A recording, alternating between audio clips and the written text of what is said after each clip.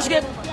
Nagkadugo ang tuong nga dalunggan sa 76 anyos nga si Maria Laura Imbudo human gitigbas sa kauban nga lalaking pasahero sulod mismo sa pampasaherong van sa Tagum City Overland Transport Terminal sa Davao del Norte pasado alas 9 Miyerkules sa buntag. Ang suspek gila sa kapulisan nga si John Bero, 27 anyos nga residente sa Bukidnon. Base sa investigasyon sa Tagum City Police, gikan sa Davao de Oro ang biktima ug ang suspek ug panaog na unta sila sa gisakyan nga van sa terminal diyang kalit na lang gibira sa suspek ang buhok sa senior citizen ug gitigbas sa dalunggan sa dala niini nga sundang. Nakasinggit og pakitabang ang biktima. Dali sabdayon nga giabrihan sa konduktor sa van ang pultahan. Miresponde ang mga pulis sa lugar ug nadakpan ang suspek. Na-recover ang sundang nga gigamit sa pagpanigbas. Ginasubay pa ang motibo sa insidente ug kung doon na ba'y diferensya sa pangisip ang suspek. Apil sa subayon kung anong doon na siya dala nga sundang. Swerting wala mapuruhi ang biktima ug anaa na sa luwas nga kahimtang. Nakakustodiya sa Tagum City Police Station ang suspek ug nag-atubang ug kasong Frustrated Homicide.